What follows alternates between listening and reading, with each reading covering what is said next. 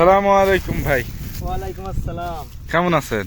আলহামদুলিল্লাহ ভাই, আল্লাহ ভালো বেশি একটা ভালো নাই ভাই। হ্যাঁ, বর্তমান সৌদি আরবের পরিস্থিতি বেশ একটা ভালো না ভাই। কাম কাজ খুব খারাপ, বুঝছেন? হ্যাঁ, তো এই মনে করেন কি যে কিস আগে করছি 80 হালালা করে, হ্যাঁ। বর্তমান দিতে ভাই 35 হালালা করে। পরিস্থিতি ভালো না ভাই। কাজ কাম তো আগে আগে করতে 200 টাকা করে, পরে 50 টাকা করে, তাই করতে চায় না। এই তো পরিস্থিতি আছে। তো এই কিস মানে কয় কিলোর কিস? এটা কয় কেজি ওজন? কত? এটা হলো ভাই 5 কিলো। এর ভিতরে 5 কিলো পেঁয়াজ আটে। 5 কিলো আটে না, 3.5 কিলো 4 কিলো আটে ভাই। মানে এই 3.5 কিলো কিসের রেট ছিল আগে 80 হালালা। আগে ছিল ভাই 80 হালালা, বর্তমান দেয় ভাই আপনার 35 হালালা, 30 হালালা ভাই, 50 হালালা নাই, কমে গেছে কিসপতি। মাঝরাতে ভাই পেঁয়াজের রেট নাই। পেঁয়াজ এই কিস আগে ব্যস্ত 10 টাকা করে, আর বর্তমান বেচে মনে হয় কি যে দুইটা হাইতে রুবা কম, একটা 75 হালালা। এই কারণে পরিস্থিতি বেশি একটা ভালো না। মাছরালার রেট পানা, আমেলরাও রেট পাবে।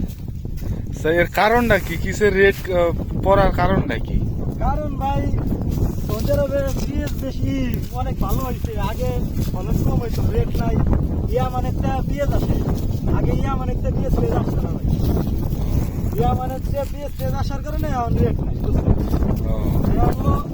মাছ ভাই কেউ আসেন না, আপনারা দূরে আছেন, দেশে আছেন, ভালো আছেন, মাছ ভাই কে আসেন।